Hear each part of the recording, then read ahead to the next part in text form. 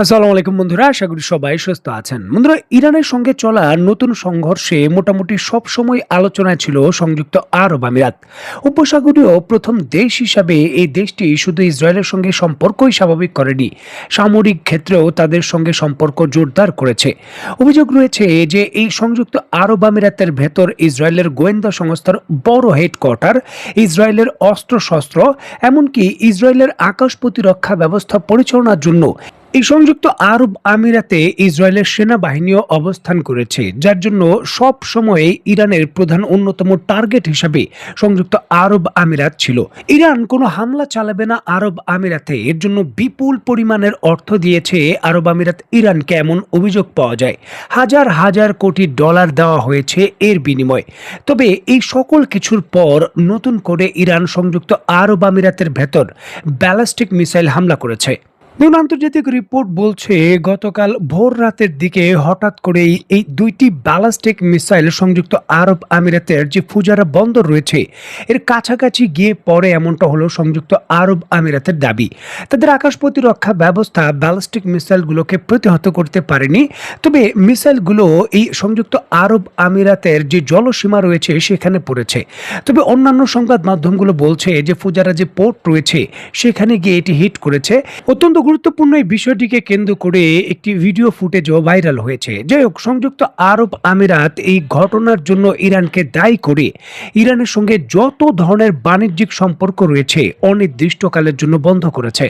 দেখুন, যুদ্ধকালীন এই পরিস্থিতির মধ্যে সংযুক্ত আরব আমিরাতের এই সিদ্ধান্ত খুবই গুরুত্বপূর্ণ। আন্তর্জাতিক রিপোর্ট বলছে ইরান এবং সংযুক্ত আরব আমিরাতের মধ্যে বার্ষিক দ্বিপাক্ষিক বাণিজ্যের পরিমাণ প্রায় 27 বিলিয়ন মার্কিন ডলার। চীনের পর সংযুক্ত আরব আমিরাতই হলো ইরানের দ্বিতীয় বৃহত্তম বাণিজ্যিক অংশীদার। ইরান থেকে প্রতি বছর সরাসরি প্রায় 6 থেকে 6.6 বিলিয়ন ডলারের পণ্য সংযুক্ত আরব আমিরাতে রপ্তানি হয়। বিভিন্ন ধরনের ইস্পাত, তেল জাতীয় পণ্য, বিভিন্ন ধরনের ফলমূল ইত্যাদি খাদ্যশস্য সংযুক্ত আরব আমিরাতে ইরান রপ্তানি করে থাকে, তা আবার 6.6 বিলিয়ন ডলারের কাছাকাছি। নতুন করে এই পুরো দ্বিপাক্ষিক বাণিজ্যের উপর সরাসরি প্রতিবন্ধকতা দিয়েছে এখন সংযুক্ত আরব আমিরাত। প্রশ্ন হলো যে সংযুক্ত আরব আমিরাত ইরানের জন্য এত গুরুত্বপূর্ণ রপ্তানির বাজার, এবং সংযুক্ত আরব আমিরাত তার দেশে হামলা না করার জন্য ইরানকে বিপুল পরিমাণের অর্থ দিচ্ছে, এমনটাও শোনা যায়। এত কিছুর পরও ইরান হঠাৎ করে সংযুক্ত আরব আমিরাতের বিরুদ্ধে ব্যালিস্টিক মিসাইল হামলা করার এই গুরুত্বপূর্ণ সিদ্ধান্ত কেন নিল? এর পেছনে আসলে কোন ঘটনা দায়ী এবং কোন বিষয়টিকে ইরান গুরুত্বপূর্ণ মনে করছে?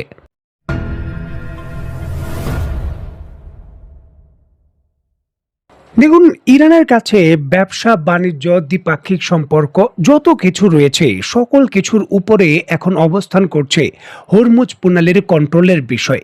ইরানি কর্তৃপক্ষ এমনটাই মনে করে যে হরমুজ প্রণালীর উপর ইরানের সরাসরি কন্ট্রোল এবং এর উপর তাদের বিপুল পরিমাণের আধিপত্যই যুদ্ধের যে চূড়ান্ত ফলাফল রয়েছে তা নিশ্চিত করবে। আর এই জন্য এই হরমুজ প্রণালীকে কেন্দ্র করে তারা কোনো ছাড় দিতে চায় না। বর্তমানে হরমুজ প্রণালী দিয়ে সৌদি জাহাজগুলোর তেল রপ্তানির উপর অঘোষিতভাবে নিষেধাজ্ঞা রয়েছে, এবং সৌদি আরবের যে বিকল্প পথ রয়েছে লোহিত সাগরের ভেতরে, সেটা ইয়েমেনে ইরানের যে প্রক্সি রয়েছে তাদের দ্বারাও অবরোধ ঘোষণা করা হয়েছে, যার জন্য সৌদি আরব বিশ্ববাজারে তার আগের মতো তেল রপ্তানি করতে পারে না। অভিযোগ উঠেছে যে সংযুক্ত আরব আমিরাতের সহযোগিতায় পাইপলাইনের মাধ্যমে হরমুজ প্রণালী পাস করে তারা বিপুল পরিমাণে তেল রপ্তানি করছে। স্ক্রিনে বর্তমানে আপনারা ম্যাপ নিশ্চয়ই দেখতে পাচ্ছেন। সংযুক্ত আরব আমিরাতের যে পাইপলাইন রয়েছে সরাসরি হরমুজ প্রণালীকে পাস করে ফুজারায় গিয়ে পৌঁছেছে। এটি ওমানের ভূখণ্ড দিয়ে ভারত মহাসাগরে হরমুজ প্রণালীতে কোনো ধরনের প্রবেশ ছাড়াই তেল রপ্তানির সুযোগ দেয়। এখন সংযুক্ত আরব আমিরাত এবং ইরানের সঙ্গে যে গোপন চুক্তির অভিযোগ রয়েছে তার অধীনে এই পাইপলাইনের মাধ্যমে সংযুক্ত আরব আমিরাত তেল রপ্তানি করছিল, এতে কোনো বাধা দিচ্ছিল না ইরান। তবে রিসেন্টলি অভিযোগ রয়েছে যে এই পাইপলাইনের অঞ্চলে সৌদি আরব তার জাহাজগুলো এনে সেই জাহাজ থেকে তেল খালাস করে এই পাইপলাইন দিয়ে হরমুজ প্রণালী পার করে সৌদি তেল রপ্তানি করছে। মানে সৌদি আরবের জাহাজগুলো এই পথ দিয়ে সংযুক্ত আরব আমিরাতের মাধ্যমে হরমুজ প্রণালীকে পাস করছে। দেখুন, যদি সংযুক্ত আরব আমিরাতের মাধ্যমে সৌদি আরব এইভাবে হরমুজ প্রণালী দিয়ে তেল পাস করে, তাহলে অন্যান্য দেশও একই প্রক্রিয়ায় তার জাহাজ থেকে তেল এনে সংযুক্ত আরব আমিরাতের বন্দরে সেটা খালাস করে পাইপলাইনের মাধ্যমে সংযুক্ত আরব আমিরাতের নাম করে হরমুজ প্রণালী পাস করে তেল রপ্তানি করবে, যেটি হরমুজ প্রণালীতে ইরানের যে কার্যত নিয়ন্ত্রণ এবং তাদের দর কষাকষির হাতিয়ার হিসাবে ব্যবহার করার যে উপযোগিতা সেটা কমে যাবে। আর এই জন্যই কিন্তু শক্তিশালী বার্তা দেওয়ার জন্য সামরিক বিশেষজ্ঞরা মনে করছেন সংযুক্ত আরব আমিরাতে হঠাৎ করেই এই ব্যালিস্টিক ক্ষেপণাস্ত্র নিক্ষেপ, কারণ এখানে যে পাসকোড বা সমঝোতার বিষয় সেটা সংযুক্ত আরব আমিরাতের তেল এবং সংযুক্ত আরব আমিরাতের জন্যই ইরানের সঙ্গে হয়েছে। এর বাইরের দেশগুলো সম্পর্কে কোনো ধরনের সিদ্ধান্ত সংযুক্ত আরব আমিরাতকে নেওয়ার ক্ষেত্রে কোনো অগ্রাধিকারমূলক কোনো ধরনের ক্ষমতা ইরান প্রদান করেনি, এটি হলো ইরানের দাবি। আর এই জন্যই ইরান সরাসরি সংযুক্ত আরব আমিরাতের বিরুদ্ধে এই পদক্ষেপ নিয়ে হরমুজ প্রণালীকে কেন্দ্র করে কোনো ধরনের দ্বিতীয় কৌশল বা ইরানের চোখকে ফাঁকি দেওয়ার বিষয়গুলো প্রশ্রয় দেবে না ইরান, তার শক্তিশালী বার্তা দিল।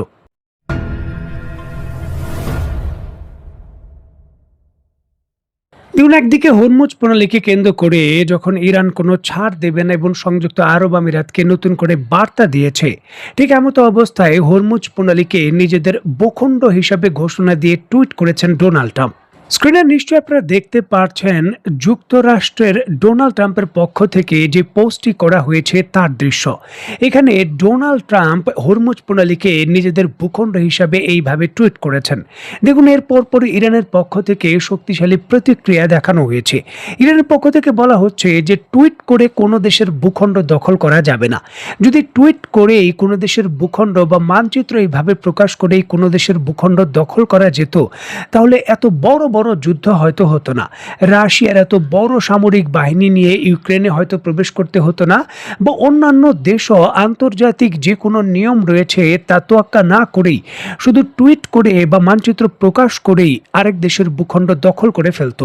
সুতরাং টুইটের বিষয়গুলো কূটনীতিকভাবে শক্তিশালী প্রতিক্রিয়া দেখালেও ইরান সামরিকভাবে গুরুত্বপূর্ণভাবে বড় কোনো হুমকি মনে করছে না, কারণ অলরেডি হরমুজ প্রণালীর পরিস্থিতি এবং যে সামরিক স্থিতিশীলতা রয়েছে তা কেমন হতে পারে গত কয়েক মাসের যুদ্ধ থেকেই ইরানের দাবি অনুসারে তারা ভালোভাবে বুঝতে পেরেছে এবং তারা সম্পূর্ণভাবেই প্রস্তুত।